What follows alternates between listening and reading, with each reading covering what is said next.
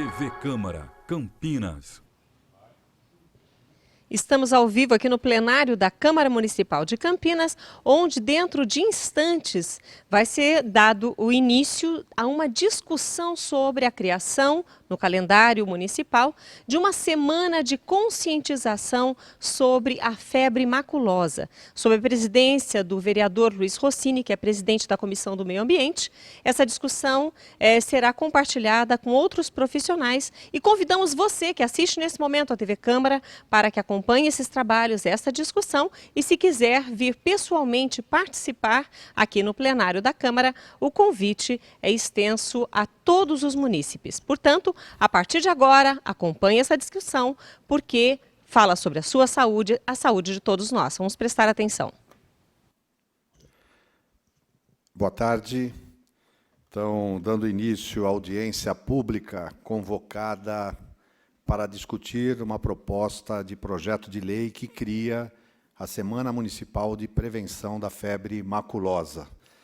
E para debater esse assunto, já compondo a nossa mesa de trabalho dessa audiência pública, à minha direita, Andréia von Zuben, que é secretária interina de Saúde, né, e também diretora da Vigilância Sanitária do município. Obrigado pela presença, importante.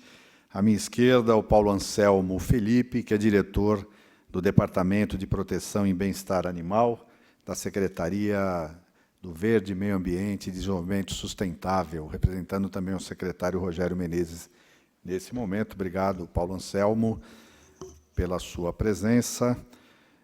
Também o Dr. Rodrigo Angerami, médico infectologista do Departamento de Vigilância em Saúde, Devisa da Secretaria de Saúde de Campinas, e também, à direita da doutora Andréia, o Dr. Ricardo Conde Alves Rodrigues, que é médico veterinário do Departamento de Vigilância em Saúde, Devisa.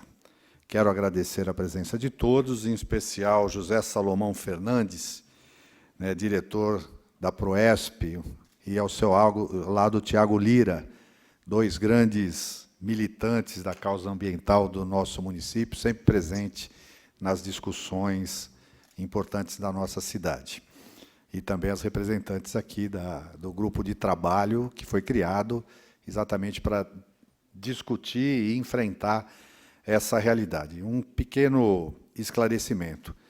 A Prefeitura, através da Secretaria de Saúde, criou um grupo de trabalho sobre a febre maculosa. E várias ações têm sido executadas a partir das reuniões desse grupo, que é multidisciplinar, acho que 11 secretarias o compõem, e nas discussões surgiu a proposta de se instituir uma semana no município de Campinas de prevenção à febre maculosa. Essa demanda chegou até a mim e eu apresentei uma proposta de um projeto de lei instituindo essa semana. Pelo regimento da Câmara Municipal de Campinas, que, aliás, foi uma iniciativa minha, toda vez que se for criar alguma data comemorativa, ela deve ser precedida de uma audiência, de um debate público, para justificar a necessidade, a importância, a relevância de você dedicar, que seja um dia ou uma semana, sobre algum tema. E, obviamente, esse tema que trata essa semana é da maior importância, da maior relevância, pelo que a febre maculosa pode acarretar ao cidadão. Então, a ideia hoje é a gente falar um pouco da importância de se ter essa semana, a função que ela deve desempenhar, e a gente também aproveitar o momento para aprofundar um pouco mais o conhecimento sobre como é a febre, como ela é transmitida, e que ações e medidas preventivas já estão sendo e devem continuar sendo adotadas, né, para proteger aqui a nossa população. Então, feita essa pequena abertura, eu já passo a palavra para a doutora Andréia von Zuben. Obrigado.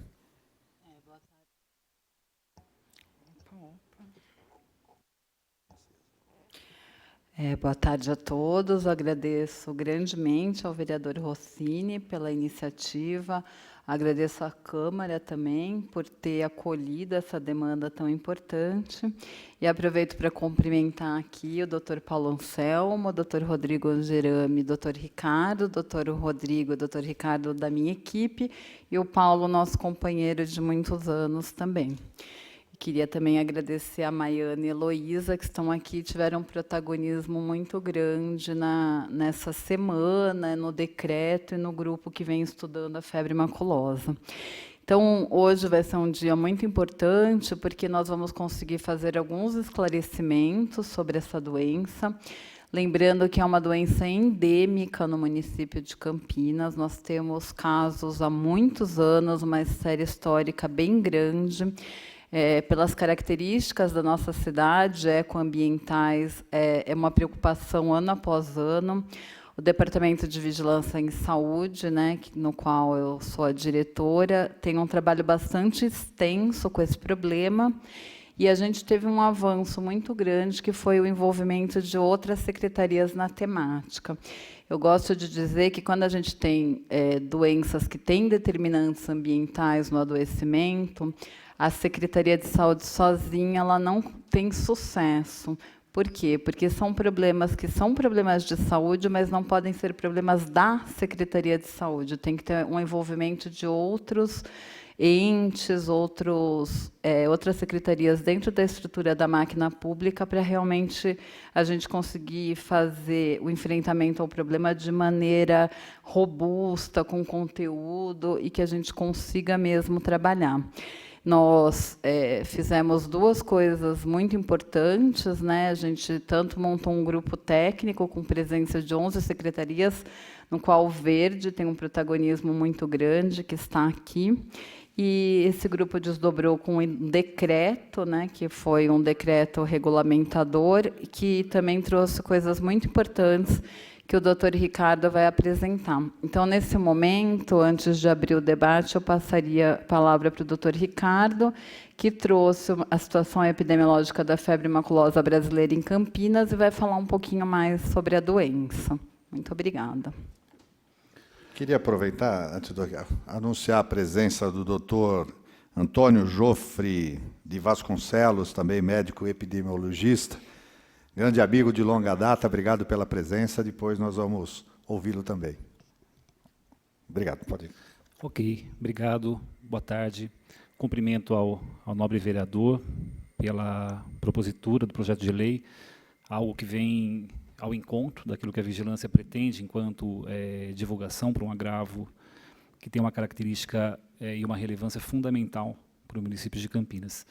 Cumprimentando também os colegas da mesa, o Dr. Rodrigo, o Dr. Paulo, a Dra. Andréia, e falar. A ideia, na verdade, é trazer algo breve, e que, de alguma forma, a gente consiga explanar aquilo que é a febre maculosa e qual é o significado dela num contexto estadual, regional e, sobretudo, do município de Campinas. Tem aqui algumas imagens, com as quais a gente pretende trabalhar na parte da tarde.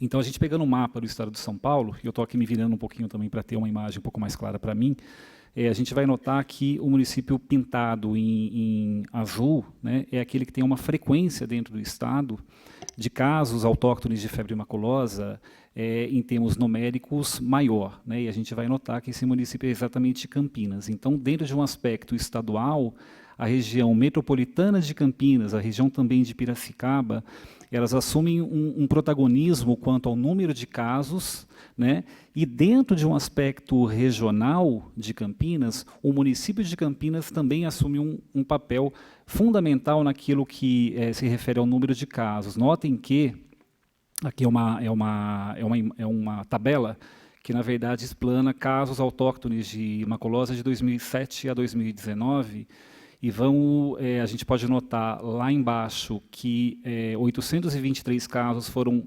reportados e notificados, dos quais 46% se deram na região do GVE-17, ou seja, o GVE-17 é o Grupo de Vigilância Epidemiológica da Regional Campinas, e dentre os casos ocorridos no estado, 82% ou 10%, percentualmente falando, são os casos que ocorreram em Campinas. Então, notem que a gente tem uma situação estadual em que a doença ela predominantemente acomete moradores da região de Campinas, e dentro da região de Campinas a gente tem a predominância deste município como detentora do maior número de casos. Aqui a gente nota que de 82 casos reportados aqui em Campinas, eu vou falar isso aqui um pouquinho mais para frente também, a gente tem algo que é fundamental no nosso entendimento, que é a taxa de letalidade, né? Ou seja, dos indivíduos que são acometidos pela doença, qual é o percentual que evolui para óbito. E a gente vai ver que em falando da febre maculosa, essa taxa de letalidade ela é extremamente elevada, na ordem aí de 46%, dando a entender que a cada 100 indivíduos que são acometidos pela doença, 46 evoluem para óbito. Então, vamos lá. A importância da maculosa no contexto de saúde pública, no aspecto municipal, ela é endêmica em Campinas desde 95, dando a entender que é uma doença com a qual a gente vai ter que conviver, né? A gente convive e vai continuar tendo que conviver até pelo aspecto de doença ambiental que ela possui. É uma doença de baixa incidência, ou seja, se a gente pegar apenas a quantidade de casos que ocorre a cada ano, a gente não vai ter ela como uma doença de grande importância. No entanto, à medida que a gente vai verificar as taxas de letalidade, aí a gente entende por que ela é tão relevante. Apenas como exemplo, eu vou mostrar numa imagem daqui a pouco, o ano de 2019, até o momento, a gente tem 10 casos de febre maculosa confirmados, dos quais 7 evoluíram para óbito, nos dando uma taxa de letalidade de 70%. É algo extremamente elevado. A maculose ela não está restrita a nenhuma região de Campinas, ou seja, ela está igualmente não, mas ela está presente, né, em todas as regiões do município. Obviamente que há um predomínio, né, em regiões que têm um caráter rural e silvestre, mas essa não é a única realidade, e, obviamente, é um problema de relevância, dada a sua alta taxa de letalidade. Esse slide ele é muito importante porque o que ele fala? A febre maculosa é uma doença de caráter de início súbito e pouco específico, ou seja, o doente, quando acometido, ele começa com sintomatologias inespecíficas, as quais podem ser facilmente confundidas com outras que são muito mais comuns no âmbito municipal. Então, é possível um confundimento inicial com um quadro de uma gripe forte, ou mesmo com um quadro de dengue. Então, a sintomatologia que inicialmente cursa com febre, calafrio, cefaleia, hiperemia conjuntival, dores musculares e articulares, não necessariamente todos os sintomas que estão elencados ali, fazem com que algo que seja comum é o doente procurar por atendimento médico uma primeira vez, uma segunda vez, uma terceira vez. Ele é diagnosticado com uma outra causa etiológica, ele é medicado, ele via de regra medicado com um antitérmico, com um analgésico, com uma soroterapia, e acaba evoluindo para a forma mais grave da doença. E a gente vai ver em breve que o tratamento é a chave para o sucesso e para a não evolução para o óbito, né? Uma vez que o tratamento é iniciado de forma tardia, a chance daquele paciente evoluir de uma forma não benigna ela é muito grande. A transmissão ela ocorre em decorrência da picada de um carrapato infectado, né? Obviamente, para o carrapato poder transmitir, ele tem que ter consigo a bactéria, né? E aí é até um dado interessante que mesmo em regiões endêmicas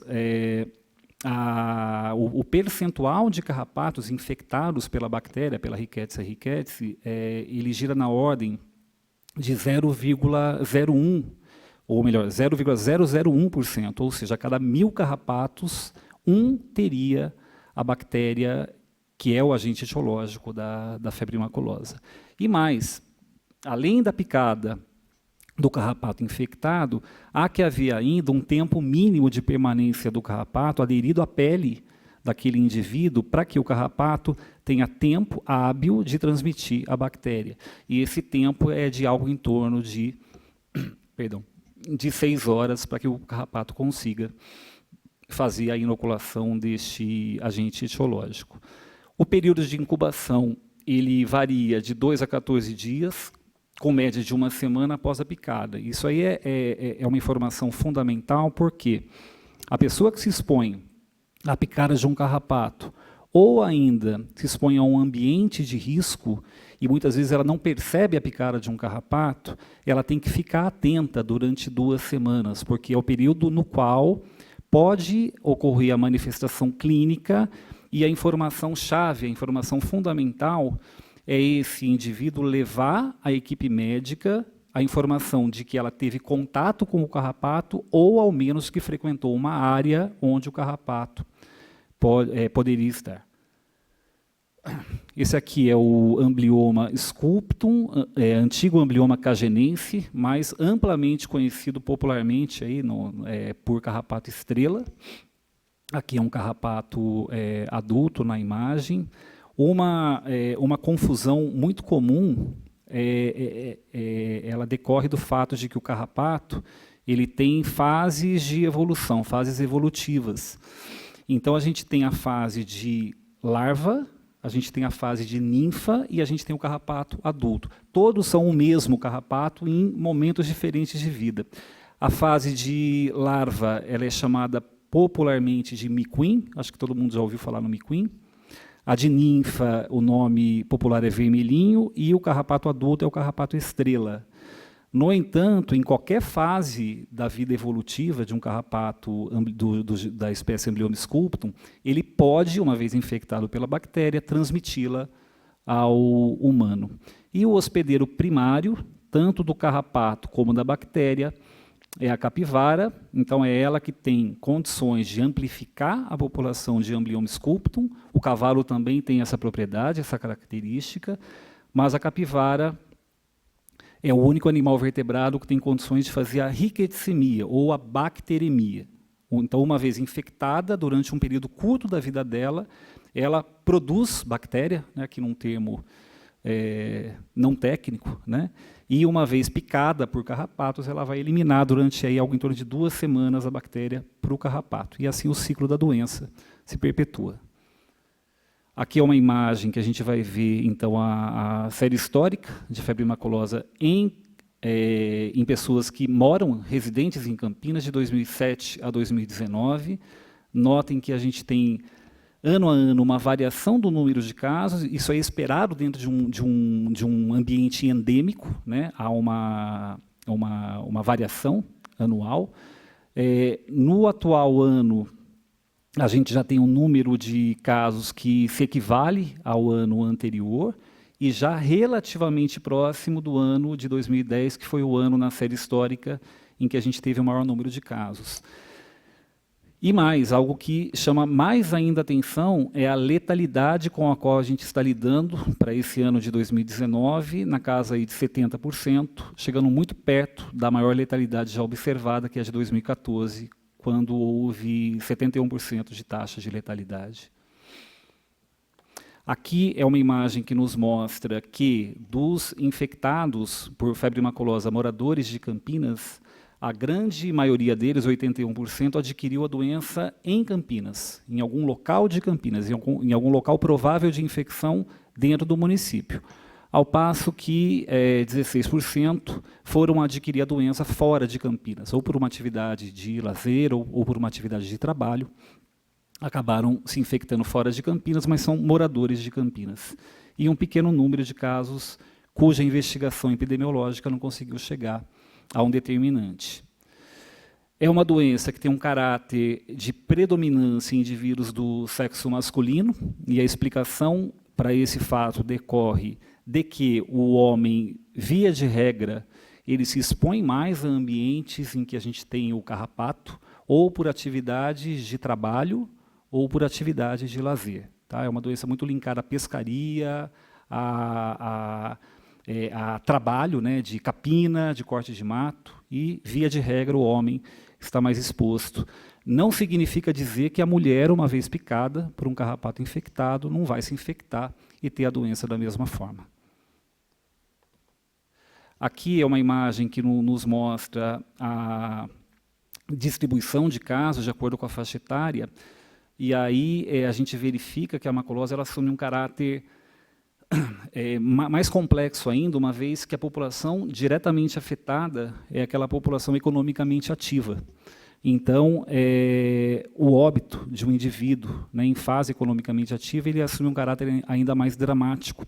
E vamos entender que a maculosa, uma vez que ela não leve o indivíduo acometido a óbito, ela pode levar a sequelas de uma gravidade bastante intensa, como, por exemplo, a amputação de mão, de pé, de perna. Tá? Isso aí o Rodrigo acho que pode falar melhor depois.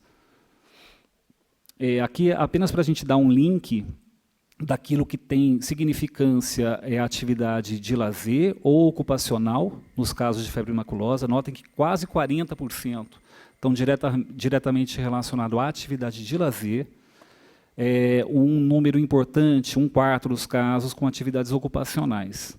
Então, nos cabe, né, enquanto técnicos de vigilância e como propositores, né, de medidas de prevenção, focar, sem dúvida nenhuma, esse tipo de público, né, aqueles que têm por hábito fazer atividades de lazer ou ocupacionais em áreas de risco.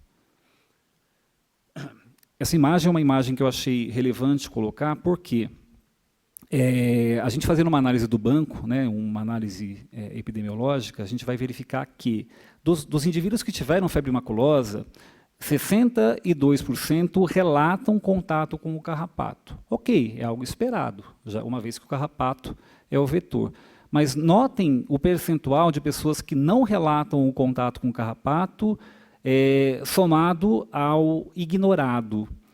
A gente vai perceber que perto de 40% dos indivíduos não falam do carrapato.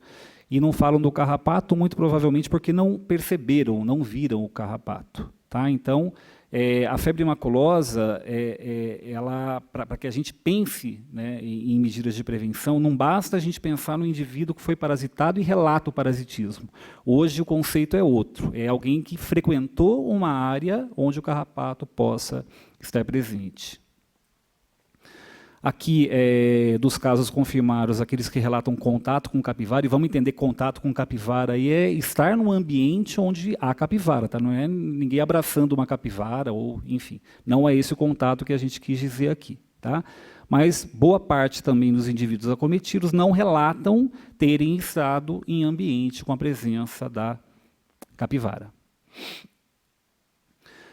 E aqui é uma outra imagem que a gente acha bastante interessante e pertinente, porque ela nos aponta a sazonalidade da doença. E aqui eu até, antes do início da audiência, tomei a liberdade de falar com o vereador, no sentido de a gente pensar uma semana de prevenção e controle que linke, né, com a distribuição da doença ao longo do ano, porque a gente vai ver que há um forte predomínio para casos de febre maculosa a partir de agosto, né, com pico aí em setembro, outubro, em decorrência da fase de vida do carrapato que predomina em cada época do ano.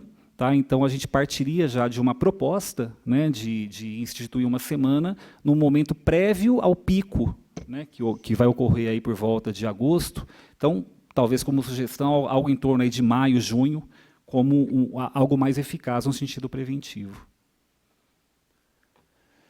Aqui, o nosso amblioma, está escrito cagenense ali, mas houve uma mudança de nome, hoje é o amblioma sculptum, é ele que predomina aqui na nossa região, e é o agente, é o vetor da febre maculosa. Para outras regiões do estado de São Paulo, há outros carrapatos do gênero amblioma envolvidos.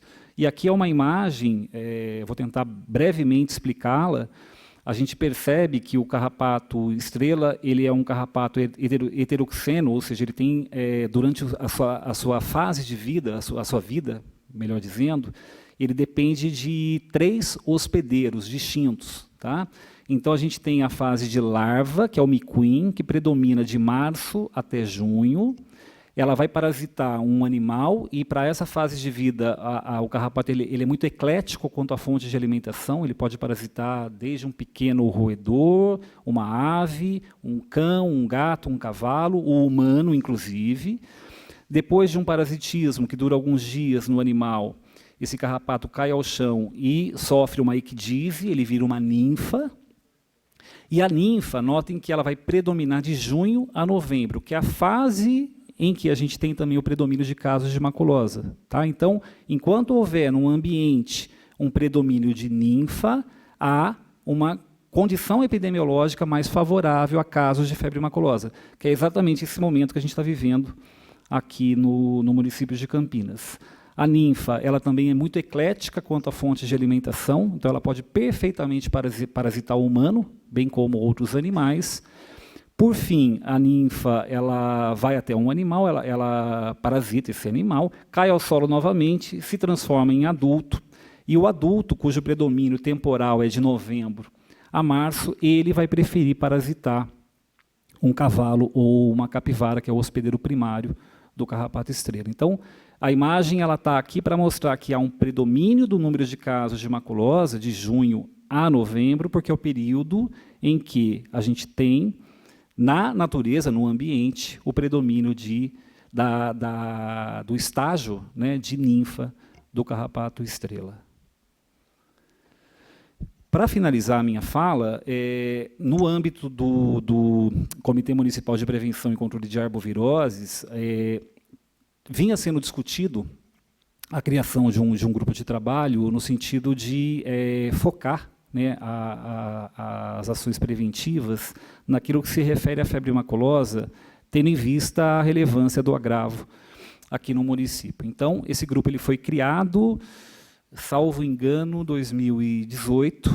Então, foram técnicos de várias secretarias, de 11 secretarias, além de entes municipais, envolvidos na elaboração de um grupo de trabalho cujo objetivo final era a publicação de um decreto que, dentre outras coisas, tinha por objetivo desencadear, no âmbito de várias secretarias, aquilo que seria pertinente no sentido de prevenção do agravo. E o decreto foi finalmente publicado agora em janeiro de 2019.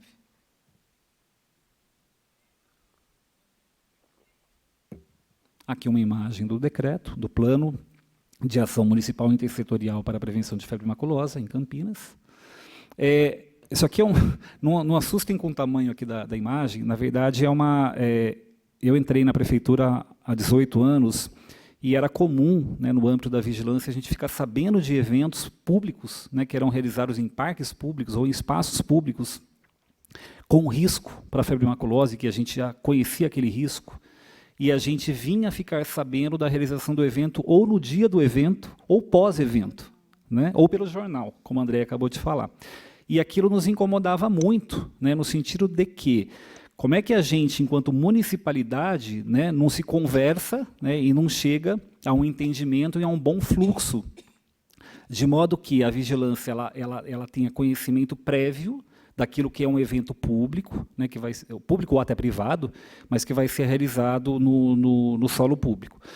De modo que um dos pontos para os quais o decreto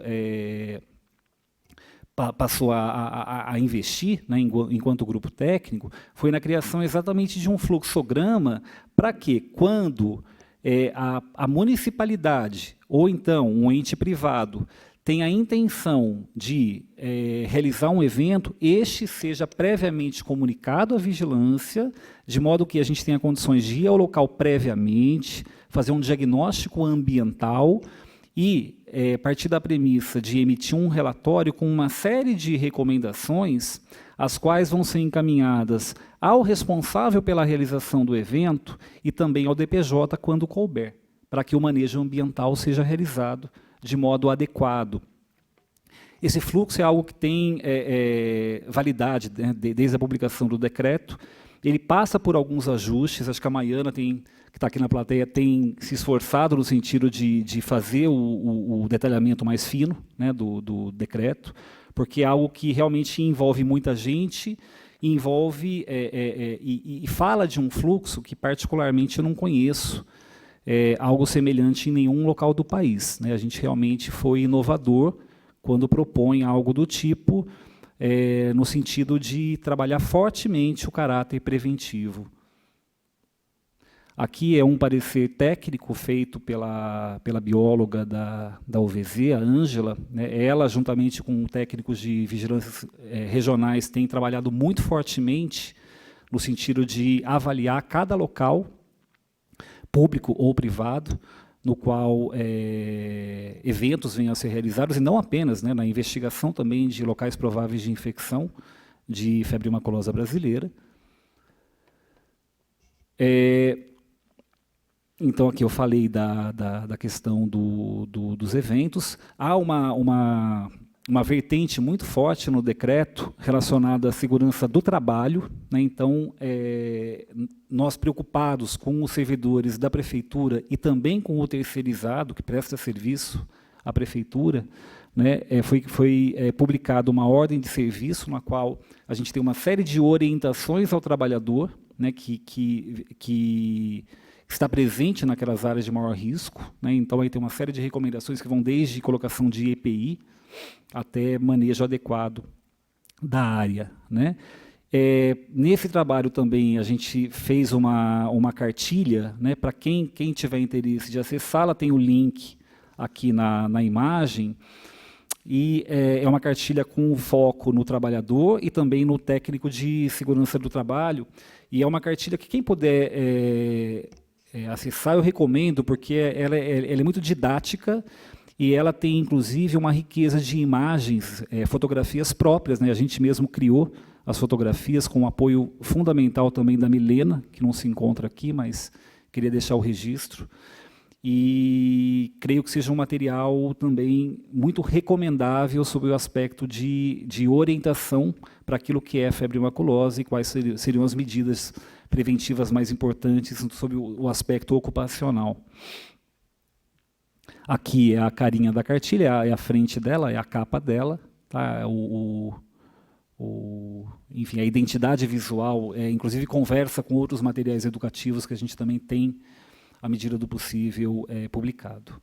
Aqui são imagens próprias, né, que é um servidor da UVZ, o Vladson, que gentilmente cedeu a sua imagem para a cartilha.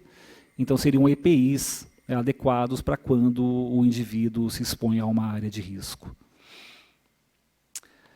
Por fim, numa outra vertente do decreto, isso aqui é um mapa, né, um mapa georreferenciado, do qual também dou crédito aqui à figura da Ângela, bióloga, e da Ive, nossa engenheira do CEVAD. E a gente nota cada ponto plotado aqui no mapa, cada ponto vermelho, que pode ser um vermelho um pouco mais claro ou mais escuro, se refere a um caso de febre maculosa ou mais casos, tá? Então, onde está mais claro é um caso, onde fica mais escuro, 2 ou mais casos. O que é importante a gente verificar na imagem? Que, primeiro, febre maculosa hoje não é um problema adstrito a uma única área, ela está disseminada por Campinas como um todo. Esse é um ponto importante. Segundo, para cada caso que a gente verifica, via de regra vai haver uma coleção hídrica importante próxima daquele caso, né? Então, a gente vai notar que ali na divisa com Pedreira é o rio Jaguari, a gente tem caso ali, em todo o curso do Atibaia, desde a rodovia Dom Pedro, ali na região leste, região de Joaquim Egídio, subindo pela região do Carlos Gomes, região do Village, há muito caso naquela região. No Lago do Café, onde o Ribeirão Quilombo nasce, e subindo em direção ali à região do São Marcos, indo para a região de Sumaré, também há caso. A bacia aí do rio Capivari, outra importante bacia aqui de Campinas, com um número também importante de casos. Então, assim, acho que é importante olhar a imagem para a gente ter esse tipo de destaque, né, de que é uma doença hoje não circunscrita a nenhuma região de Campinas e que, via de regra, tem um link com uma coleção hídrica, seja um rio, um córrego, uma lagoa, tá? Porque a gente sabe que são locais em que há uma predisposição, inclusive, da presença do hospedeiro primário do carrapato. Aqui acho que é o último, ou penúltimo, perdão. O Departamento de Vigilância em Saúde ele tem sido muito propositivo no sentido de levar ao conhecimento da classe médica aquilo que é a situação epidemiológica do agravo, bem como as questões mais voltadas à assistência. Então, anualmente é realizado, via de regra no Salão Vermelho, um evento cujo público-alvo são os médicos e enfermeiros de unidades de saúde, tanto da rede particular como da rede pública, né, do município de Campinas, no sentido de prover essa equipe médica de informações, sobretudo naquilo que se refere à abordagem inicial daquele paciente, uma vez que a gente viu há pouco que a febre maculosa é uma doença que tem um tratamento que é altamente eficaz desde que instituído no início de evolução do quadro. E, uma vez que esse paciente evolui a partir do 4º, 5º dia de sintomatologia, ainda que haja a administração do antibiótico recomendado, a chance de evolução para um caso não benigno ela aumenta muito. E, da mesma forma, a gente tem trabalhado o tempo todo, né, com informes, os quais têm por objetivo informar não apenas ao público da saúde, como também a população de maneira geral, naquilo que é a febre maculosa no seu aspecto municipal. Tá? Então, acho que a abordagem que eu tinha para trazer aqui era essa, a intenção era mais dar um panorama geral do agravo, e agradeço a oportunidade. Obrigado, doutor Ricardo. Estamos na audiência pública para discutir a implantação, a criação da Semana Municipal de Prevenção à Febre Maculosa, né?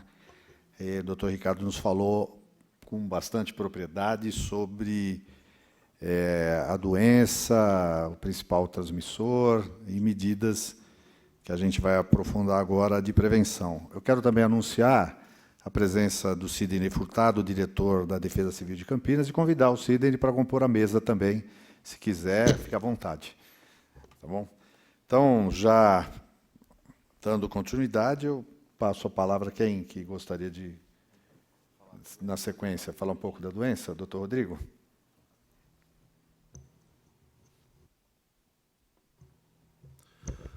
Bom, boa tarde a todos, boa tarde, vereador Rossini, cumprimentando a todos da casa, né, agradecer o convite, para nós é um privilégio poder estar aqui, dentro dessa casa, e, sobretudo, para poder estar falando de um tema que nos é muito caro, né, que é a febre maculosa, como um desafio de saúde pública para nós no município de Campinas. Acho que essa iniciativa da semana, né, ela tende a ter um potencial tremendo no sentido de servir como mais um dos drivers ou dos determinantes para que a gente consiga sensibilizar todos os entes envolvidos para o enfrentamento dessa doença, de que se trata, assim, de um problema relevante, um problema com o qual, muito provavelmente, nós vamos conviver por muito tempo, um problema de saúde pública que passa por uma questão, às vezes, muito mais de prevenção do que de controle. Existem várias doenças que a gente consegue dizer, nós somos passíveis de controlar, doenças que são controladas por vacina, a gente pode ousar dizer, somos capazes de eliminar, mas essa é uma doença que tem muitos determinantes, e esses determinantes, como o colega Ricardo mostrou, né, vários deles nós não temos uma capacidade de intervir, no sentido de almejar o controle ou eliminação, mas a gente deve, como ente público, como profissional da saúde que somos, né,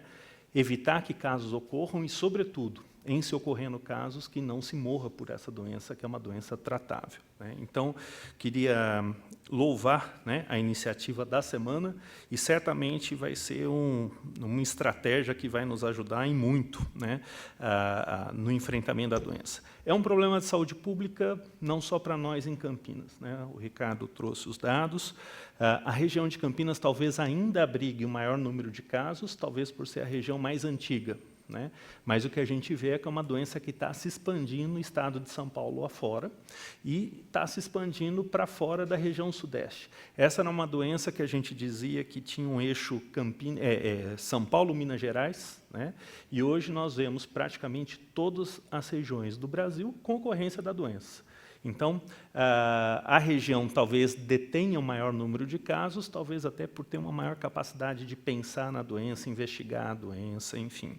Então, esse é um problema que a gente não pode dizer que é restrito a São Paulo. E aí eu acho que é muito importante mencionar que muito do que se produz de conhecimento no estado de São Paulo, na região de Campinas, no município de Campinas, é exportado para outros municípios, outros estados. Então, a gente transfere tecnologia. Acho que essa semana talvez venha a ser, inclusive, né, motivo de que outras localidades, outros municípios, outros estados também pensem numa estratégia como essa. Por que a doença está ampliando? Acho que tem uma questão, né, bastante complexa que envolve, né, comportamento humano, como a gente ocupa nosso espaço, né, como a gente interage com o nosso ecossistema, e isso nós sabemos que é um desafio, não só para a febre maculosa, mas para uma série de outras doenças. Então, isso faz com que o enfrentamento dessa doença não seja simples como uma doença de 2 pontos, um agente que causa a doença e um ser que está suscetível, um vírus, uma bactéria. A gente tem várias coisas envolvidas. A Andréia falou dessa questão, né, do desafio que é enfrentar, e, de fato, nós temos que ser multidisciplinares, temos que ser multissetoriais, temos que ser interinstitucionais. Por quê? Porque nós temos vários pontos que devem ser trabalhados quando a gente fala em prevenção. Especificamente em relação a não termos mais óbitos. Talvez essa seja a parte que me toca com mais propriedade, né? Além da secretaria, eu atuo numa instituição de ensino, né, a Unicamp, e para nós é extremamente desafiador, né, fazer com que as pessoas pensem numa doença cujo número de casos frequentemente não excede a 10 no ano, num cenário em que nós muitas vezes temos milhares de casos de dengue, eventualmente de gripe, e aí aquilo que é mais vultoso, mais volumoso, acaba sendo mais sensível para quem faz assistência, né?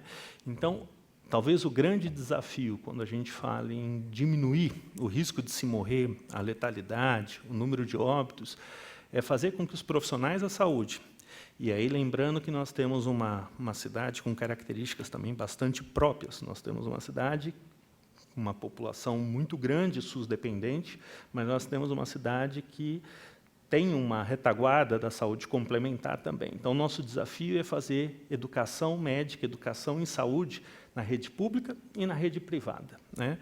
E isso passa desde o momento da formação no ensino médico. Então, a gente tem atuado junto às instituições de ensino no sentido de falar para os alunos, futuros médicos, vocês vivem numa área em que essa doença é um problema. Se nós estivéssemos na região amazônica, o problema seria malária, e se houvesse outra região com uma outra característica endêmica, aquele seria o problema. Para nós, febre maculosa é uma doença que é importante do ponto de vista epidemiológico. Então, a educação médica, para nós, é um alicerce extremamente importante. Um dos grandes desafios que nós temos, né, então, é fazer com que essa informação chegue de maneira capilarizada. A gente tem atuado junto às instituições de ensino, sociedades médicas locais, os convênios que têm sido extremamente receptivos, têm nos convidado para dentro dos seus espaços, inclusive, para poder fazer uma atividade direcionada às suas equipes, né? Ainda assim, a gente verifica que por que se morre de febre maculosa nesse município? Se morre de febre maculosa nesse município porque o paciente passa por 1, 2, 3, 4 consultas e a suspeita só vai ocorrer quando ele já está numa fase mais avançada da evolução. A gente tem oportunidades perdidas. Nós chamamos isso de evento sentinela e chamamos isso de oportunidades perdidas, né? Então, é o paciente que muitas vezes passa por um serviço e a hipótese é dengue, e na segunda um quadro gripal e um quadro viral, e ninguém pergunta para o paciente de onde é que ele é, para onde é que ele foi, que tipo de exposição de risco ele teve. Então, isso para nós é extremamente desafiador. Fazer medicina não é só identificar sinal e sintoma e prescrever o medicamento. É conhecer onde é que aquele indivíduo está inserido, que território que é aquele. Qual que é a vida pregressa dessa pessoa do ponto de vista de ter se exposto. Então, para nós da saúde, a gente tem trabalhado a questão da educação médica de uma maneira intensa, mas ainda assim a gente vê problemas. Qual é o motivo para baixa suspeita?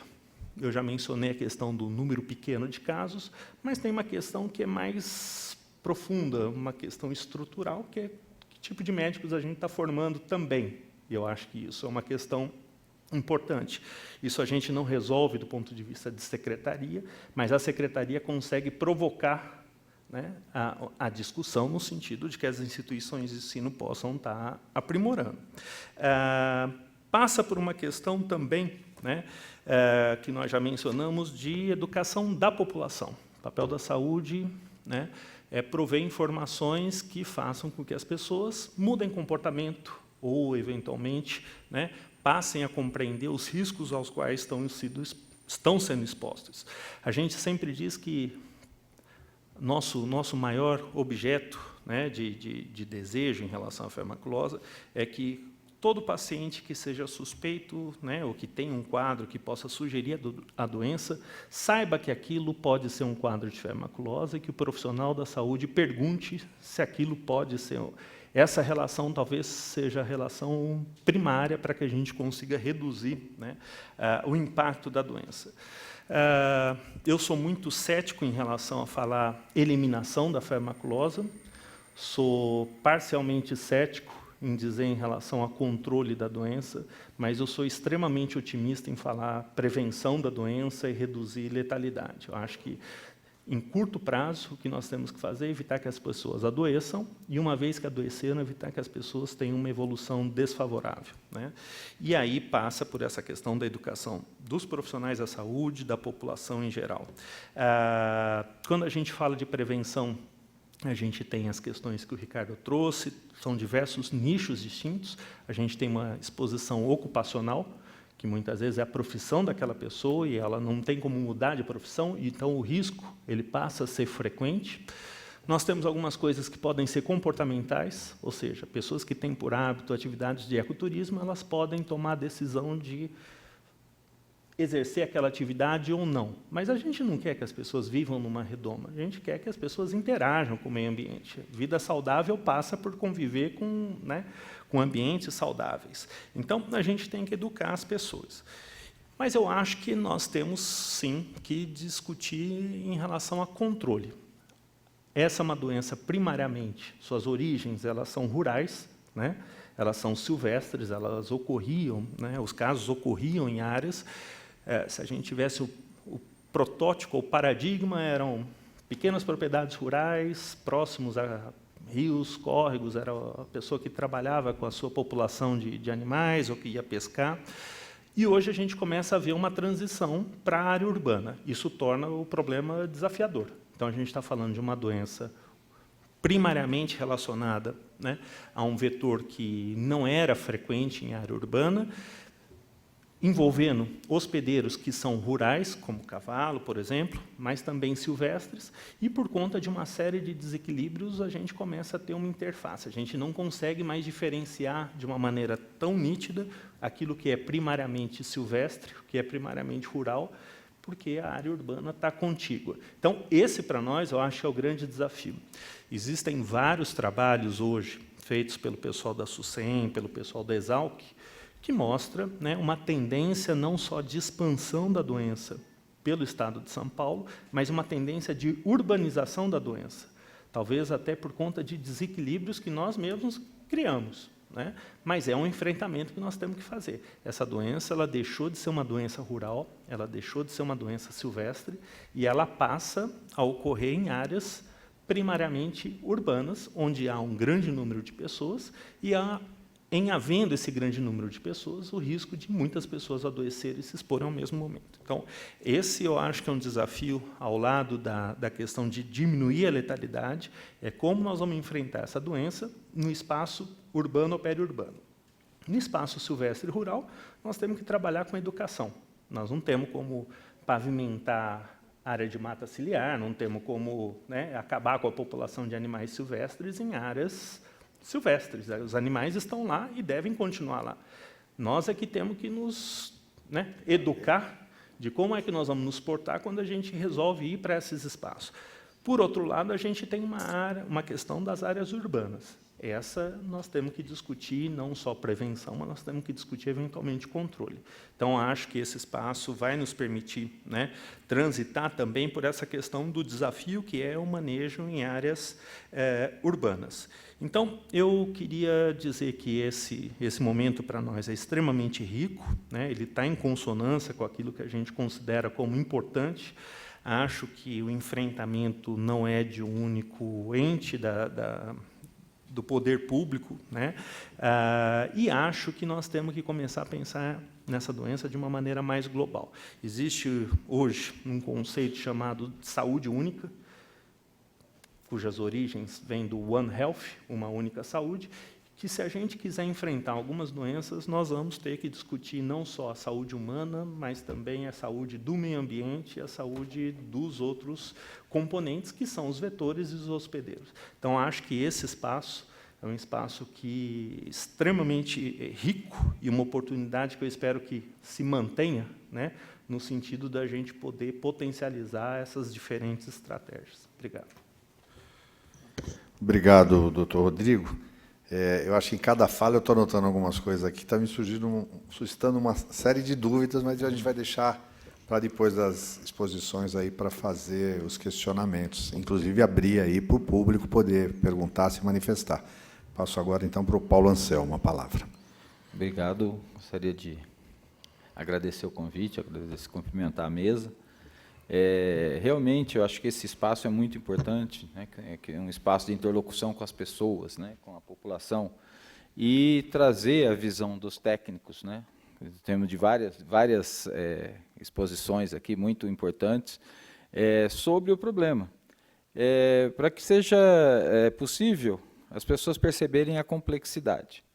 Eu vou usar, para começar, o gancho que o Rodrigo deixou, da questão da medicina da conservação da saúde única.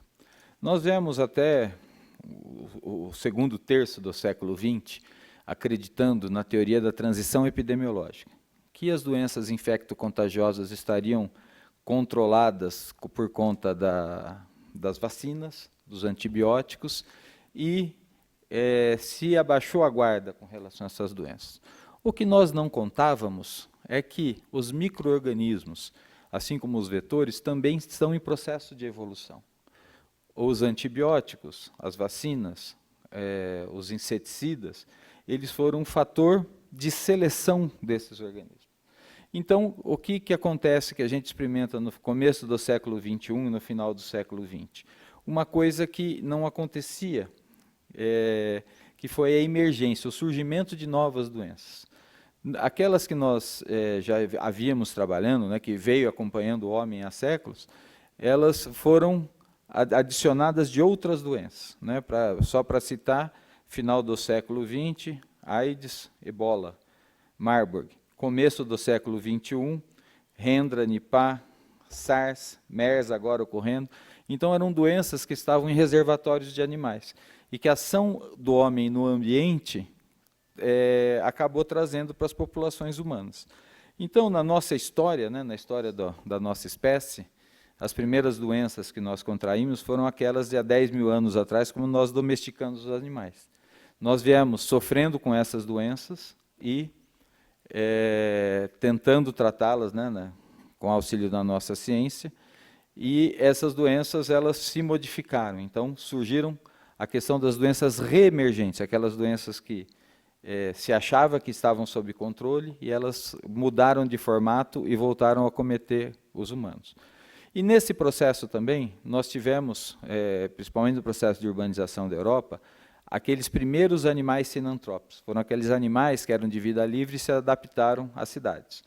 Com a colonização das Américas, muitos desses sinantrópicos eram para o Brasil, para as Américas. Então, as 3 espécies de roedores que a gente tem, 2 são europeias, uma é asiática.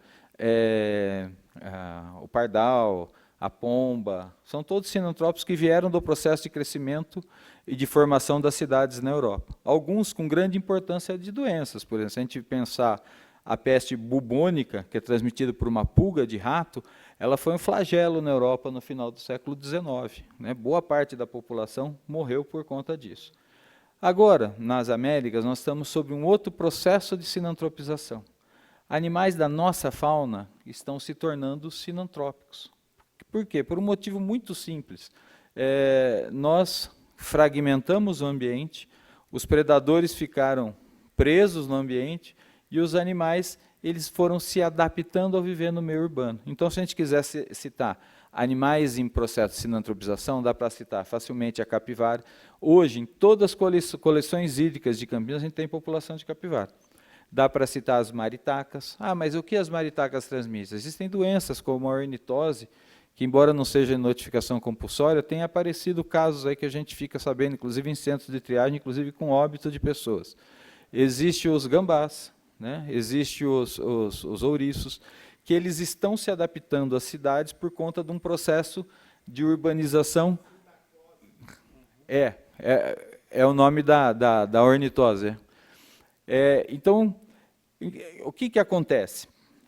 A gente está experimentando um momento que a gente, na minha opinião, tem que começar a pensar no conceito de saúde única mesmo, da One Health, e começar a tratar essas doenças do ponto de vista ambiental também. Entender que alterações que nós fizemos e tentar ver o que a gente consegue reverter dessas alterações que fizemos.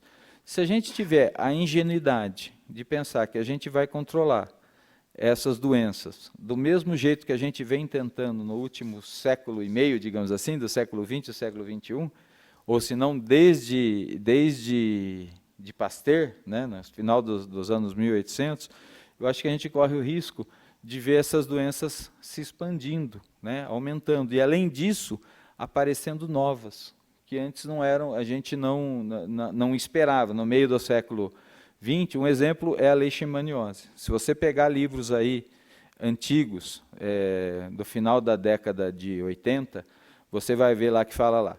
E era uníssono, você pega vários livros e vai ter a mesma informação. Que a leishmaniose era uma doença que estaria controlada no Brasil à medida que as matas forem sendo derrubadas. Por quê? Porque se contraía a doença quando as pessoas adentravam na mata.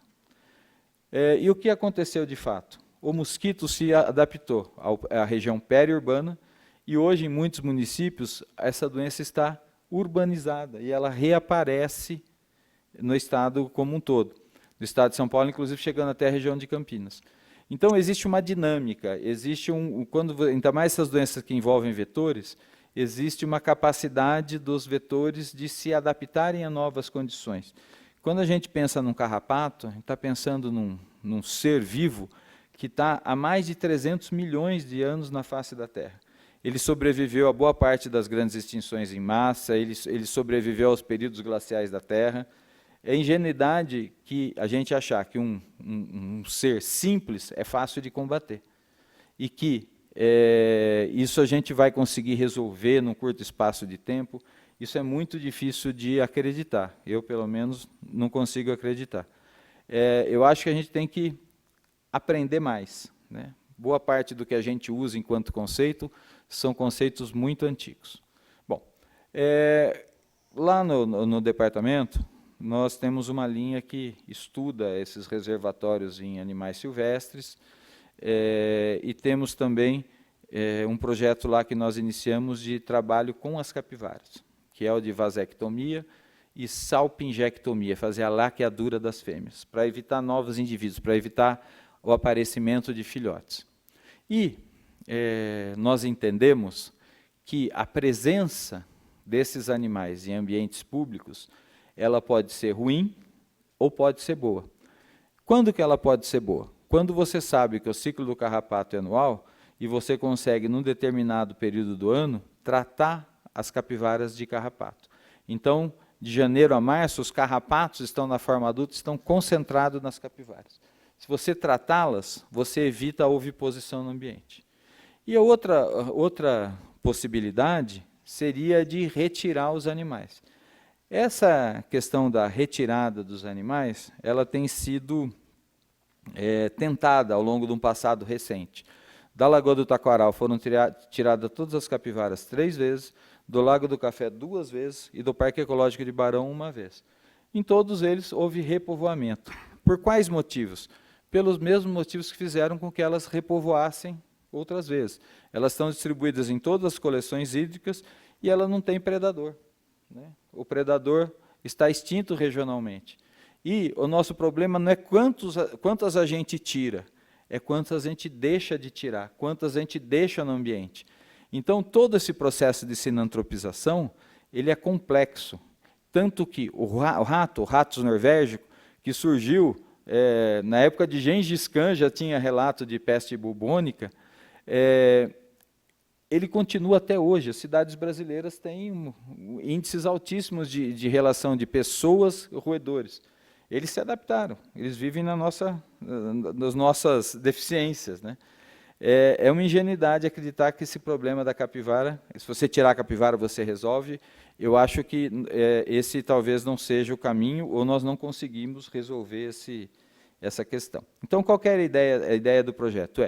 Tratar, estudar carrapaticidas que fossem viáveis para a capivara, vasectomizar e fazer a salpingectomia e deixar esse grupo defendendo o ambiente, né? De forma que eles não fossem, o seu papel na doença, que fosse o de produzir carrapatos, fosse interceptado, né? Então, isso nós estamos na fase de estudar isso aí ainda, mas assim, a gente acredita que pode ser uma solução.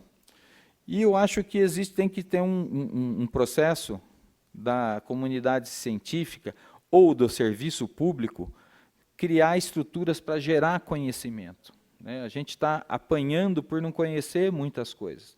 A gente não sabe explicar coisas simples, né? Por que Jundiaí, que está a 50 quilômetros aqui, então não tem uma epidemia tão grande de dengue? Porque São Paulo, que é uma cidade que a gente tem uma quantidade comparada com Campinas de casos de dengue menor. Por que a gente tem, sei lá, febre amarela na Ilha Grande, que está a 33 quilômetros do litoral? Que mosquito que voou isso? Então, a gente não tem um monte de respostas que a gente precisaria ter. E a gente fica muito dependente da academia para ter essas respostas. Quando foi concebido a Secretaria de Saúde do Estado, e mesmo a área agrícola, quando foi concebida na sua origem, ela foi formada por grandes institutos de pesquisa, que a finalidade era essa, fazer pesquisa aplicada. O Instituto Agronômico é um exemplo disso, o Instituto Adolfo Lutz. Em vários momentos, em várias questões epidêmicas, se criaram esses institutos para responder essas perguntas que a gente precisa responder. Isso foi sendo desativado, né, ou minimizado com o correr do ano. Então, a gente está hoje, no século XXI, precisando de informações que a gente não tem, usando um conhecimento muito antigo e com dificuldade de engatilar essa coisa da saúde única. Obrigado, é isso.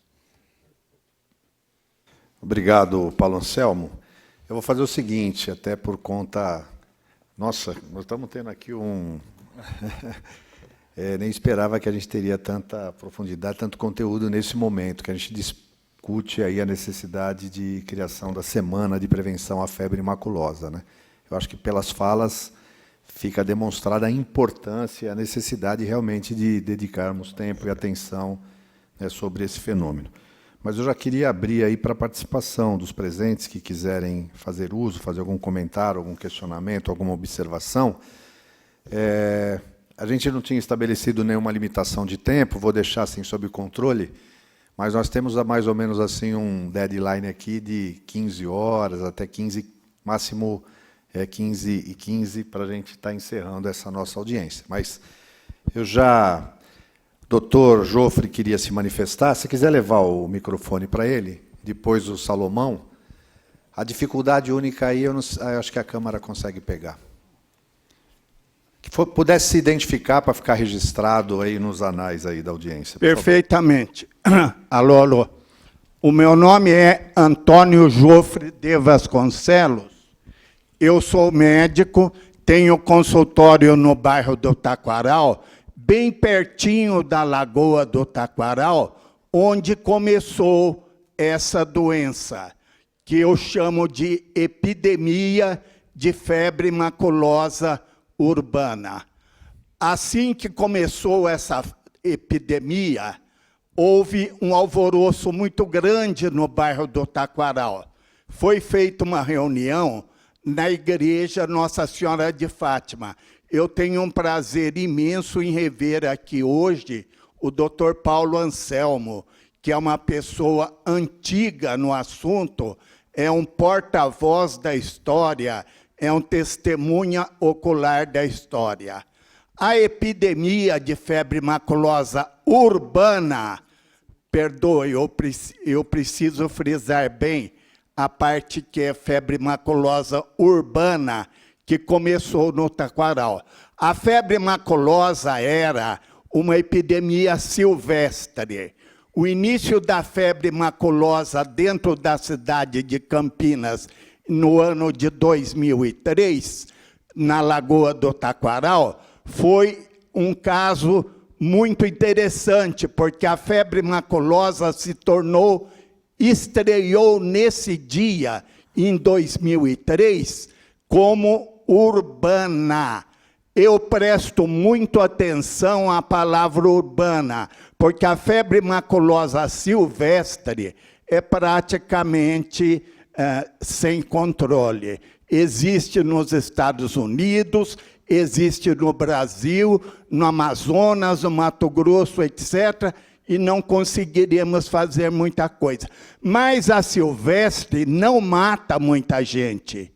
Quem está aumentando o índice de mortes é a urbana. E não existia em Campinas até 2003. Estreou 2003 no meu bairro, perto do meu consultório, e isso me chamou muito a atenção. Comparecendo a essa reunião na igreja Nossa Senhora de Fátima, com a honrosa presença do Dr. Paulo Anselmo, eu fui eleito pelo povo do bairro para defender o bairro do Taquaral, porque na época era o único foco da epidemia. Acontece que eu pensei que fosse fácil resolver, só que em vez de diminuir, está aumentando cada vez mais, e já faz 16 anos que eu estudo essa doença dia e noite, e vejo a doença aumentar cada vez mais, ao ponto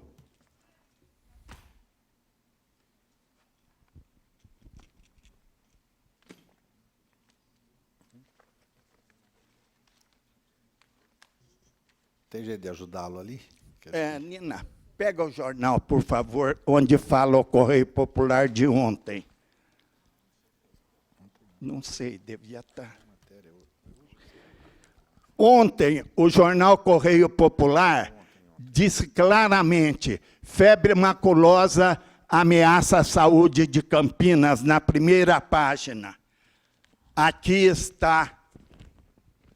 Quem não viu, que veja agora. Isto aqui, senhores, na minha interpretação, significa que a cidade de Campinas está perdendo a guerra para a febre maculosa. No ano passado, houve 4 mortes. Neste ano, até o mês 8, já houve 7 mortos. Um aumento de 75%. Estamos perdendo de goleada para a febre maculosa. Nossos serviços de saúde, lamentavelmente, estão falhando. Precisamos mudar alguma coisa para uma forma mais eficaz. Cadê aquela folha escrita? Obrigado. Outra coisa muito importante é o seguinte: a febre maculosa, então, tem a silvestre e a urbana. Eu presto atenção na urbana. A silvestre eu dou por perdida. Eu acho que não terá controle, como não teve controle até hoje nos Estados Unidos da América do Norte. Mas, numericamente, a silvestre é pouca significativa. O que ameaça explodir é a febre maculosa urbana. Então, ao que parece, é a primeira epidemia de febre maculosa urbana do mundo que está surgindo e aumentando e prosperando na cidade de Campinas. Por isso, estamos todos meio desnorteados, sem saber combater direito. Eu digo claramente, na minha opinião, eu chamo essa doença de epidemia. O pessoal atual da Secretaria de Saúde tenta dizer que não é epidemia, que é uma endemia. De fato, eles analisam desde o ano de 2007 até o dia de hoje, e seria uma endemia. Porém, eu analiso desde o ano de 2003. Para mim é uma epidemia, sim, senhor. Eu fui professor de epidemiologia durante 10 anos em curso de pós-graduação da Unicamp. Eu estudei muito epidemiologia e entendo um pouco do assunto. A minha definição é epidemia, sim. Eu escrevi um artigo no jornal Correio Popular no ano de 07, que eu chamei A Vindoura Epidemia de Febre Maculosa. Então, já faz mais de 10 anos que eu profetizei praticamente essa epidemia, que hoje é crescente e que ameaça explodir em termos geométricos. Eu estudei tanto o assunto, escrevi tanto sobre o assunto e falei tanto sobre o assunto que lá no Hospital Mário Gatti, eu sou o médico aposentado do Hospital Mário Gatti. Lá me apelidaram de Doutor Capivara. Eu não me ofendi com esse apelido, muito pelo contrário, eu me considerei honrado. É muito importante frisar alguns pontos ainda. Primeiro,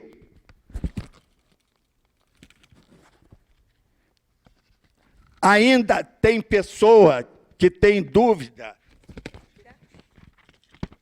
a respeito dos hospedeiros do carrapato. Eu não tenho dúvida nenhuma, como eu me dedico à epidemia urbana. Para mim, a capivara é o único criador urbano de carrapatos. Então, a grande causa mesmo da febre maculosa urbana de Campinas, temos que fazer um acordo e deixar bem claro. A culpa é da capivara, sim. O cavalo e a anta são secundários. A anta está extinto no estado de São Paulo.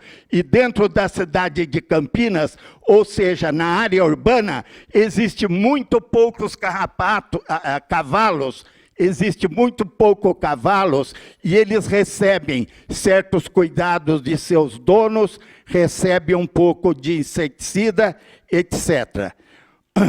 A capivara, portanto, é o único criador urbano de carrapato. Precisamos chegar a um acordo muito bem firme a respeito disso, porque é isso que nos levará à erradicação total da febre maculosa urbana. Existe uma coisa importante também que eu queria falar, é a respeito da quimioprofilaxia. Ninguém ainda estudou muito bem, porém, nós devemos estudar um pouco mais.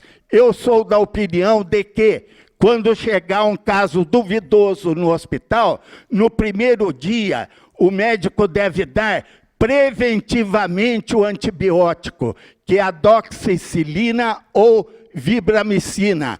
Se assim a pessoa chegar pelo sim, pelo não, Se o médico receitar vibramicina ou doxiciclina, estará salva a vida dessa pessoa, porque no primeiro dia essa doença tem cura muito fácil. Se esperar 5 dias até aparecer as manchas no tornozelo, é tarde demais. Por isso a doença tem mortalidade de 100%. Se fosse adotada, que os médicos já dessem, caso de suspeita de febre maculosa, preventivamente, vibramicina ou doxiciclina, eu acho que o índice de mortalidade cairia demais. Iriam ser salvos muitas vidas. Se o senhor puder concluir, João, por causa Para concluir, eu diria o seguinte: o que nos afetou muito foi a Constituição de 1988. Eu diria que essa doença é uma doença política. Em 1988, para encerrar a antiga ditadura militar, ou governo militar, criou-se o IBAMA e proibiu-se a caça de capivaras. E, a partir disso, as capivaras foram se urbanizando cada vez mais, porque elas viram mais proteção dentro da cidade do que na região urbana. Então, na minha opinião, a solução hoje, eu que já batalhei tanto pela retirada de capivaras, eu desisti. Hoje, eu preconizo o seguinte: a única solução hoje é desproibir a caça de capivaras. Além disso, o IBAMA é meio contra. Eu tenho uma acusação muito solene para fazer. Eu acuso o IBAMA de assassinato culposo de muitas pessoas na cidade de Campinas. O IBAMA, há 10 anos atrás, tem um decreto pronto, só falta assinar, tem um decreto pronto para autorizar o abate de capivara, mas não assina até hoje. Não sei se é por frescura, se é por preguiça, se é por negligência, ou se o pessoal do IBAMA gosta mais das capivaras do que dos seres humanos. Finalmente, eu queria dizer a última coisa. A capivara é um animal extremamente prolífico. Ela se reproduz demais, por ser um roedor, como o coelho. Então, uma capivara fêmea pode ter gravidez ou prenhez 3 vezes por ano. Cada gravidez ela pode ter 8 filhotes. Então, uma só capivara fêmea, em um ano, pode se transformar em 24 outras capivaras. Dessas 24, 12, provavelmente, serão fêmeas.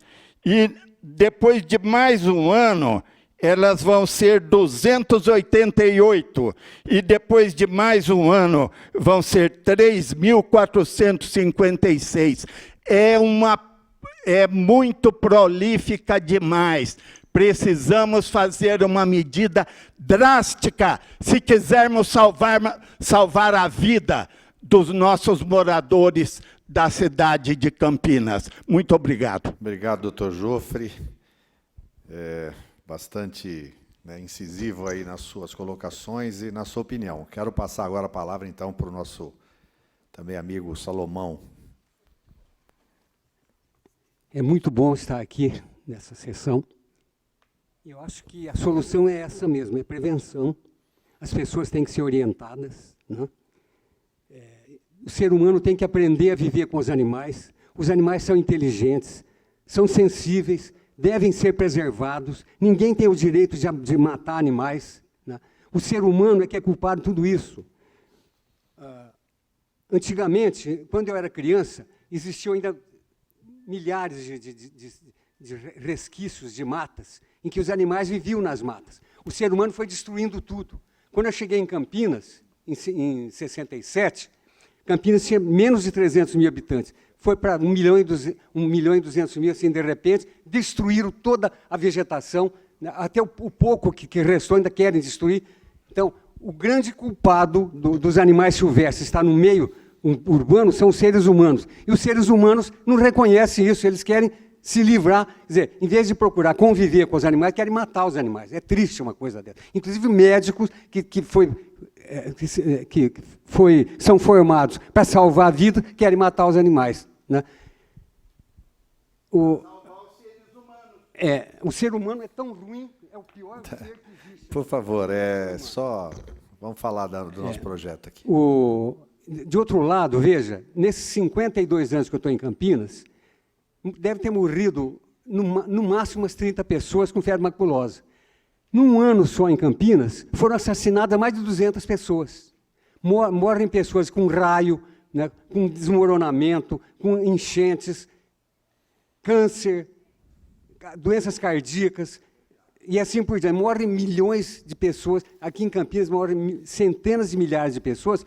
Acidentes de automobilísticos, acidentes em parques, e assim por diante. Agora, porque morreram 30 pessoas nesses 52 anos, a capivara é culpada de tudo. É brincadeira. Então, nós temos que controlar a doença. O ser humano tem que se precaver, né? Tem que se precaver. Como ele se precavém das demais doenças, ele tem que se precaver também da febre maculosa. E, de outro lado, como já está mais do que dito, a febre maculosa é perfeitamente curável.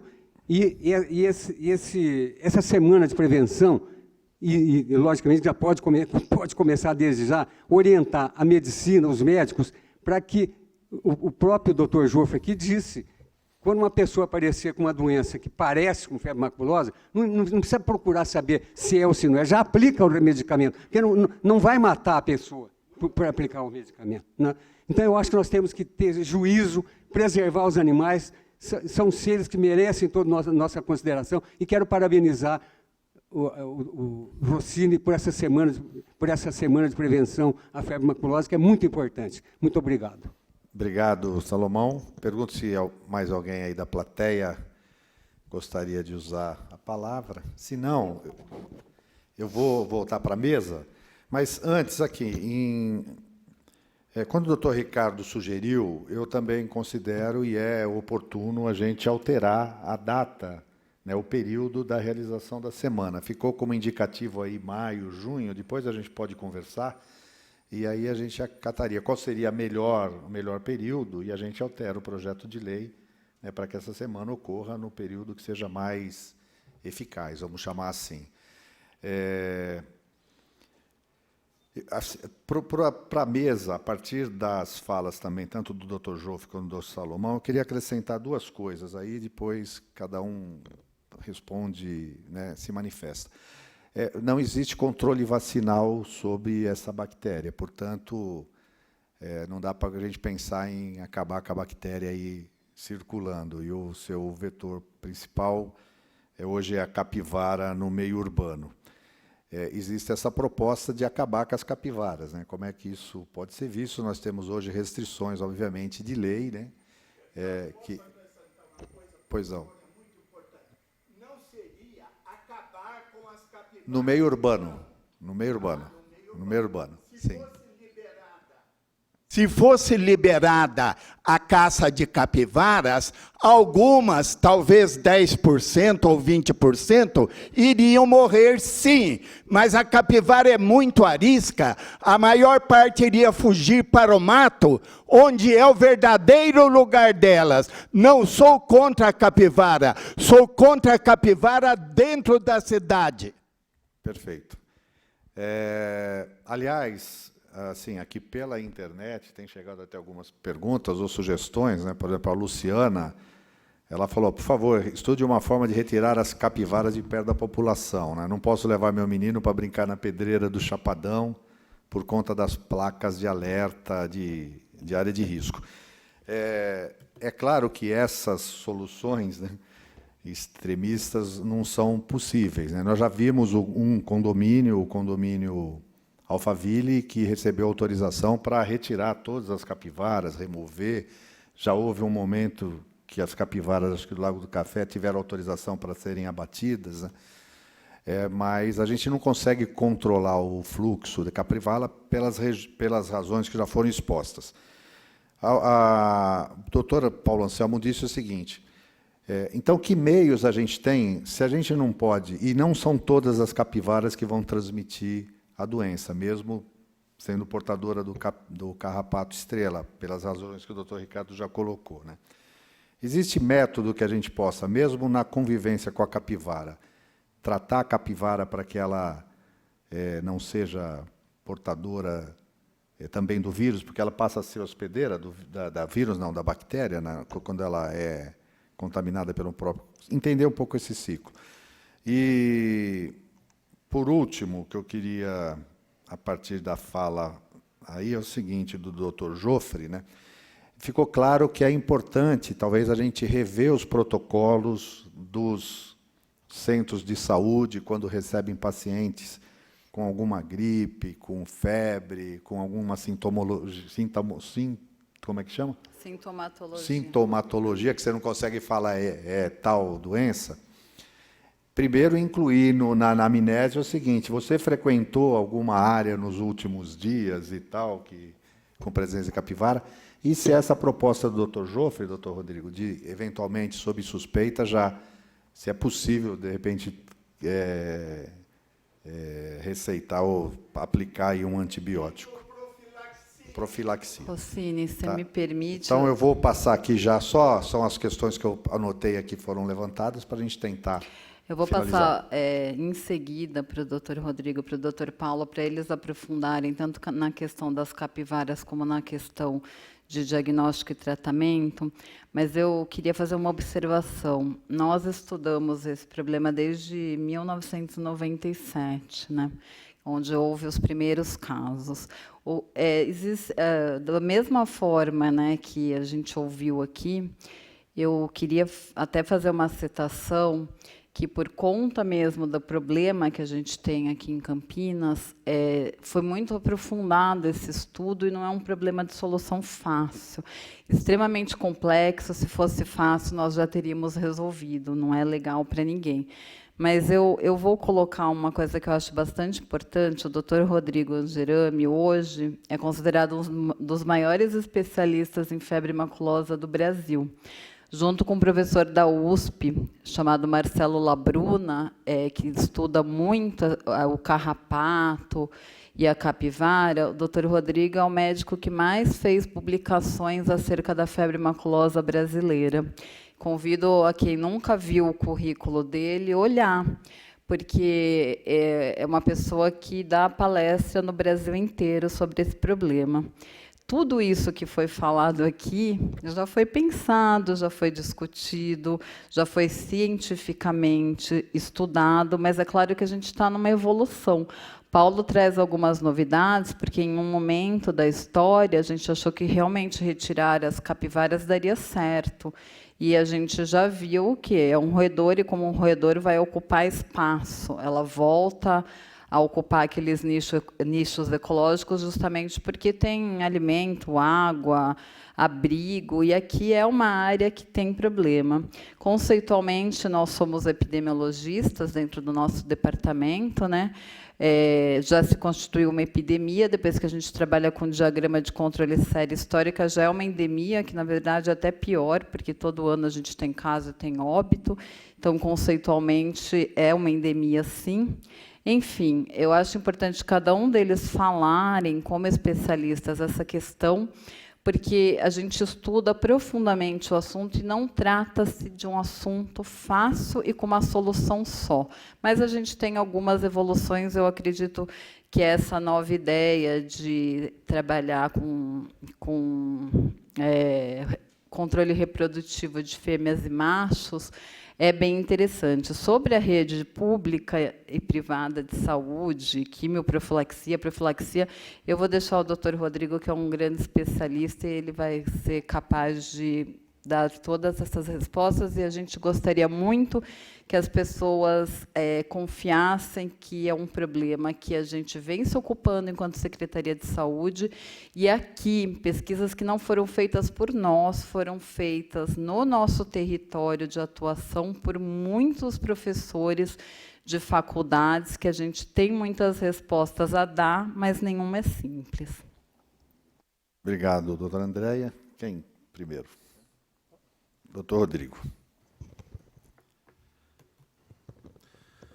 Boa tarde, doutor Joffre. Queria cumprimentá-lo e dizer que, em relação a boa parte da sua fala, eu faço minhas as suas palavras, né?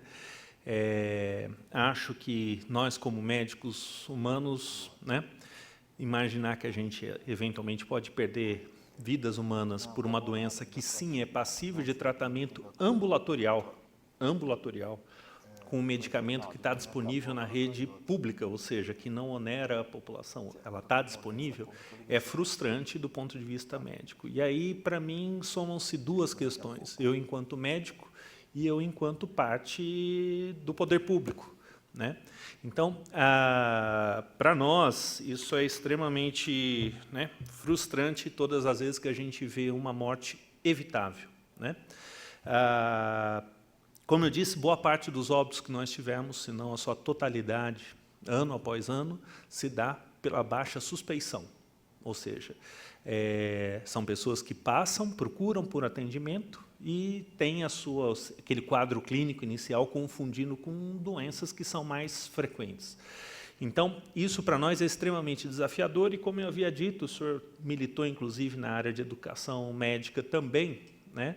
Passa por uma questão de voltar aos primórdios, ou seja, ensinar a fazer uma anamnese e saber que diagnóstico clínico não é baseado só em sinal e sintoma, mas nos antecedentes pessoais, epidemiológicos, enfim, né? Então, eu faço as minhas palavras. O protocolo, né, e é um protocolo que a gente teve a oportunidade de discutir aqui em Campinas, mas a gente acaba também participando de outras esferas.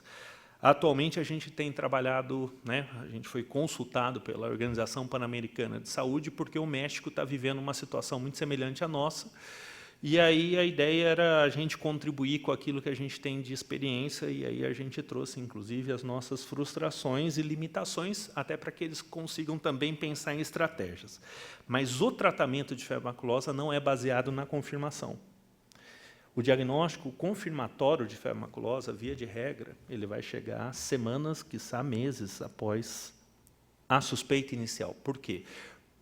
Por uma questão de nós não termos uma tecnologia hoje que permita capilarizar o diagnóstico, então há laboratórios de referência, poucos no país, e um deles é o Instituto Adolfo Lutz de São Paulo, que para nós é um laboratório de muita referência, bons resultados, mas é um único laboratório para atender uma demanda do Estado todo. Então, o diagnóstico muitas vezes é tardio por conta dessa questão do referenciamento e porque o próprio diagnóstico, o método laboratorial utilizado, não permite um diagnóstico que nós chamamos de beira de leito, ou seja, esse diagnóstico geralmente é no retrovisor. Ele acaba tendo mais importância do ponto de vista epidemiológico do que na prática clínica. Por isso que a gente tem uma abordagem que é, pensou em febre maculosa, trate. Essa é a regra. Isso está em todos os manuais e tudo mais. Qual é o nosso problema? O nosso problema é fazer com que as pessoas pensem antes. Então, esse é o grande desafio. Por quê? Porque toda vez que se pensa em febre maculosa, a gente tem uma intervenção muito precoce. Então, os profissionais que reconhecem precocemente, tratam precocemente, a evolução via de regra é benigna.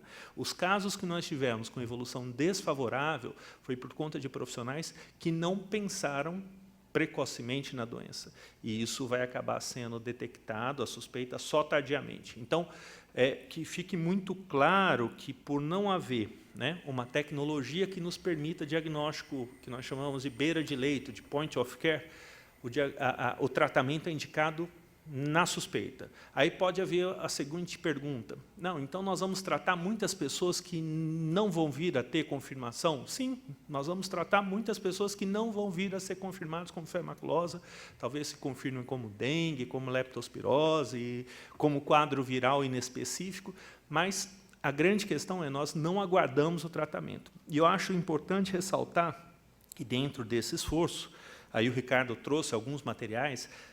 Todos os anos, no período que antecede aquele período que a gente considera mais crítico, a gente dá faz um booster, uma dose de reforço para os colegas. Então, a gente dispara todos os documentos técnicos de como suspeitar, como tratar, se o caso for grave, como que eu devo, né, me comportar, encaminhar ou não. Isso para a rede pública e para a rede privada, né?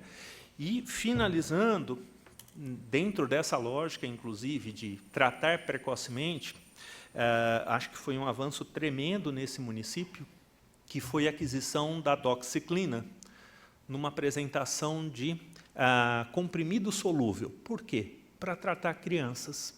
Então, nós estamos agora, junto aos pediatras, tentando sensibilizá-los para que, né, deva ser tratado precocemente. Até onde eu tenho conhecimento, salvo algum engano ou equívoco, esse é o município, ou o único município, que incorporou na sua rede a doxiciclina solúvel para uso pediátrico. Nenhum outro município, até onde eu saiba, o tem. Então, eu acho que isso é extremamente importante trazer. E a última mensagem é essa.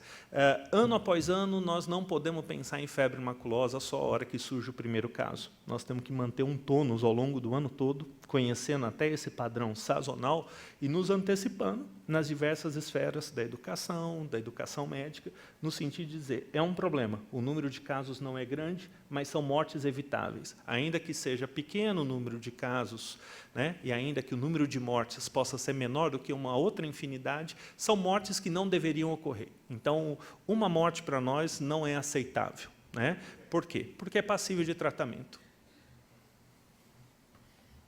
Acho que era isso. Era isso.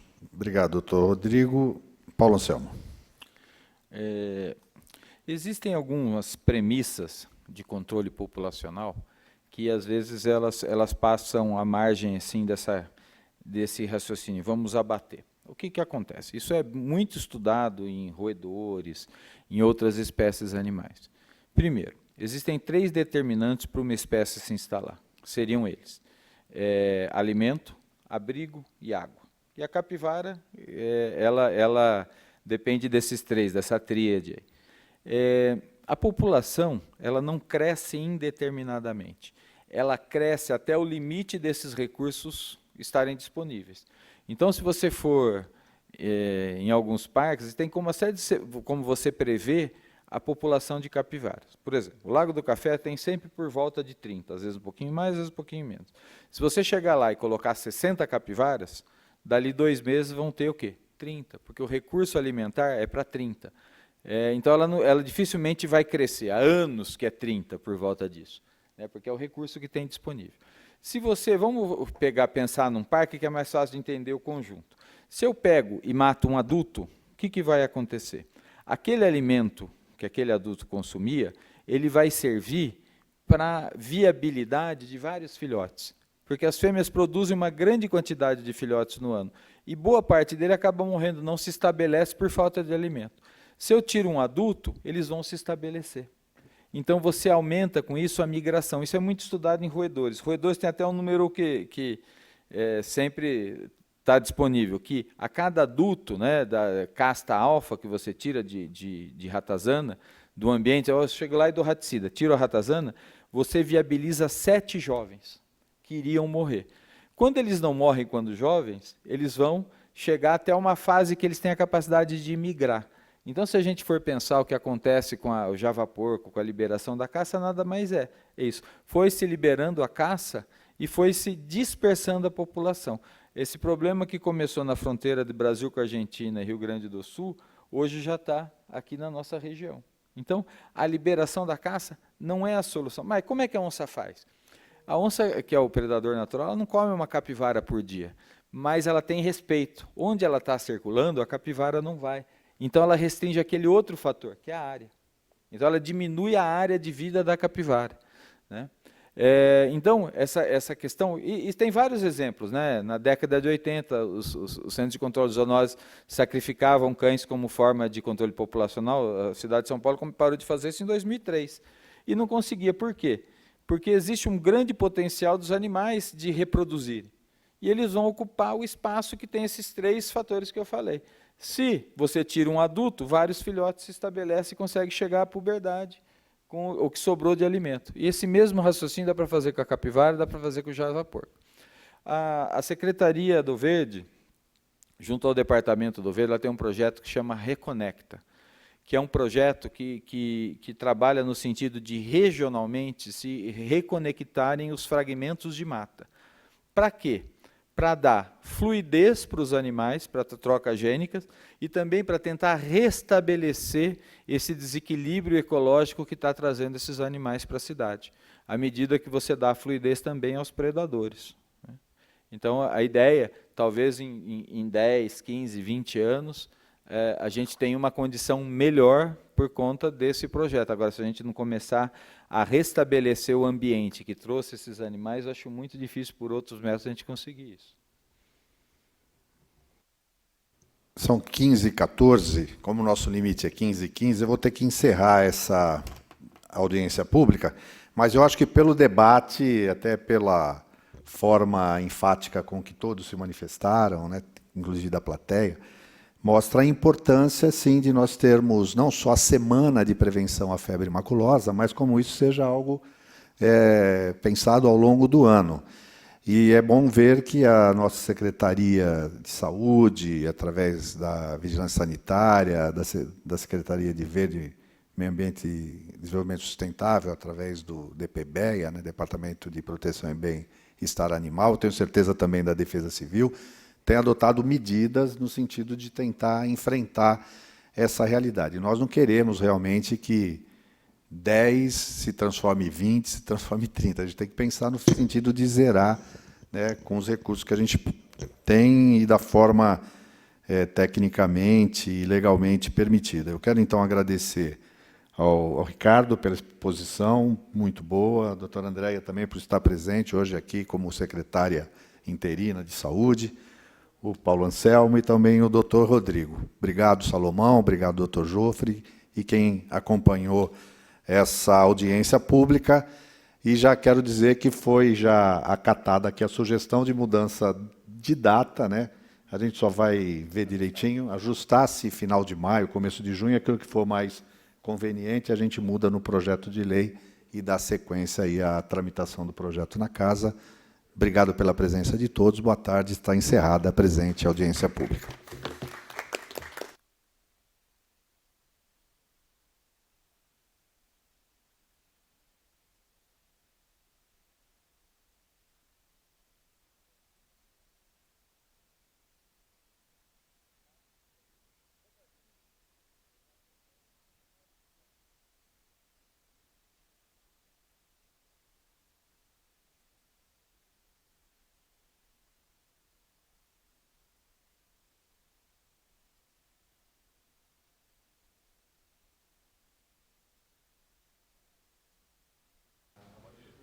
Sob a presidência do vereador Luiz Rossini, essa discussão rendeu bastante e, com certeza, não só a data será decidida, mas muitas providências, não é, vereador?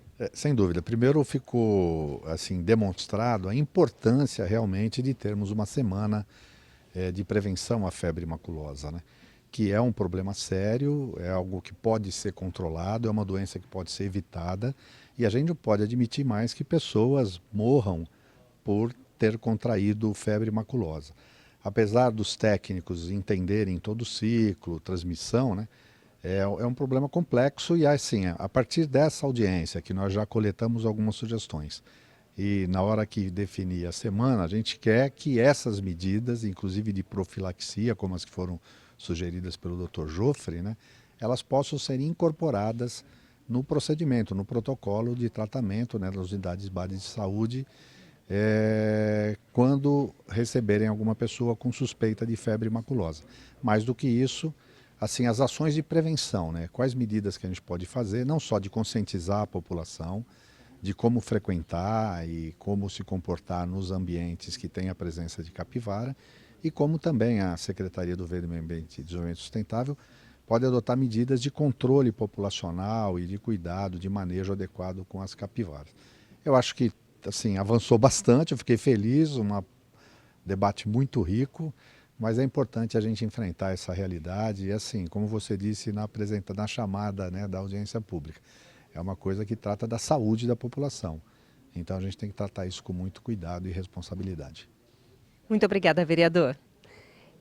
E nós encerramos aqui esse momento, essa audiência que discutiu essa data para a Semana de Conscientização e Prevenção à Febre Maculosa. E daqui a pouquinho, logo às 16 horas, acontece aqui no plenário da Câmara com o tema Lei do Puxadinho, com a presença de vereadores e pessoas que vão discutir esse tema, e nós teremos aqui a jornalista Mirna conduzindo brilhantemente esse evento, tá certo? Então contamos com a sua audiência, continuem ligados na TV Câmara Campinas.